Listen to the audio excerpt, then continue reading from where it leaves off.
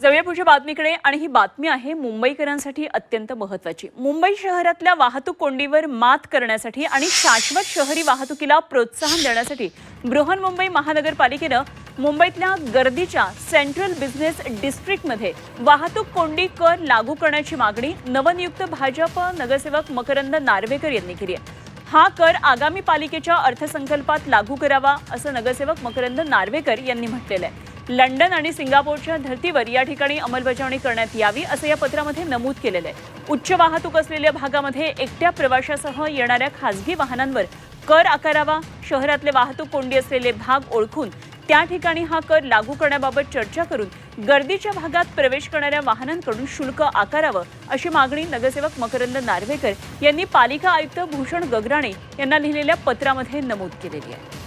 तर हा वाहतूक कोंडी कर म्हणजे नेमकं काय असतो ते एकदा आपण पाहूया। वर्धेच्या परिसरात केवळ एकाच प्रवाशासह येणाऱ्या खासगी वाहनांवर कर आकारणी करावी अशी शिफारस आहे। सर्वाधिक वाहतूक कोंडीचे भाग निश्चित करून त्या ठिकाणी हा कर लागू करावा। गर्दीच्या वेळी सकाळी 8 ते 11 आणि संध्याकाळी 5 ते रात्री 8 या वेळेमध्ये प्रतिप्रवेश 50 रुपये ते 100 रुपये इतका हा कर आकारावा। हा कर अनावश्यक वाहन वापराला आळा घालून सार्वजनिक वाहतुकीला प्रोत्साहन देईल अशी अपेक्षा आहे।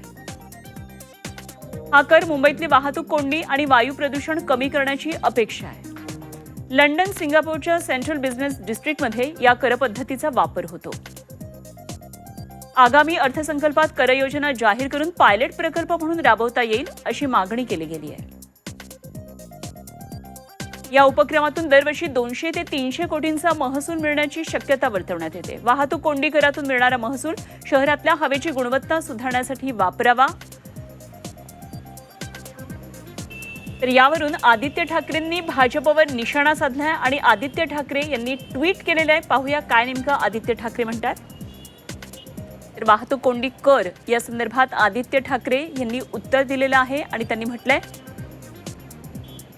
मुंबईमध्ये भाजपच्या महापौराचा कार्यकाळ अजून सुरूही झालेला नाही आणि त्याआधीच विधानसभेचे अध्यक्ष राहुल नार्वेकर यांचे बंधू मकरंद नार्वेकर कुलाबा इथले भाजपचे नगरसेवक यांनी मुंबईतल्या वाहनांवर कंजेशन टॅक्स लावण्यात यावा अशी मागणी करणारं पत्र महापालिकेला लिहिलेलं आहे।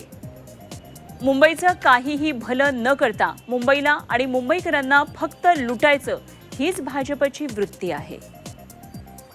पुढे आदित्य ठाकरे म्हणतात,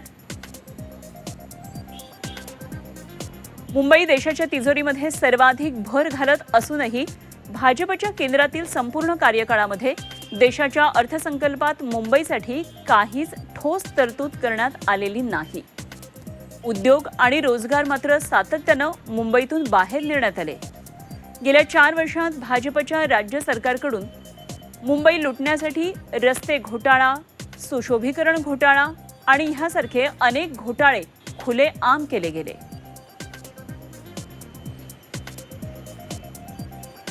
पुढे आदित्य ठाकरेंनी ट्विट करताना म्हटलंय, आणि तरीही हा लोकांनी निवडून दिलेला लोकप्रतिनिधी त्याच कष्टकरी मुंबईकरांकडून अजून पैसे उकळण्याची मागणी करण्याचं धाडस करतो। भाजप मुंबईचा आणि मुंबईकरांचा इतका द्वेष का करते? भाजपच्या कंत्राटदारांनी मुंबईतल्या रस्त्यांची दुरवस्था करून जे आपले घामाचे पैसे उधळलेले आहेत त्यासाठी मुंबईकरांना भाजप कर परतावा करणार का?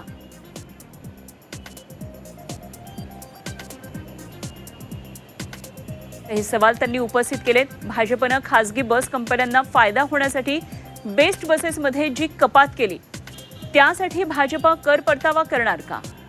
भयंकर AQI मुळे श्वासोश्वासादरम्यान आपल्या शरीरामध्ये जाणाऱ्या प्रत्येक SPM कणांसाठी भाजपा कर परतावा करणार का?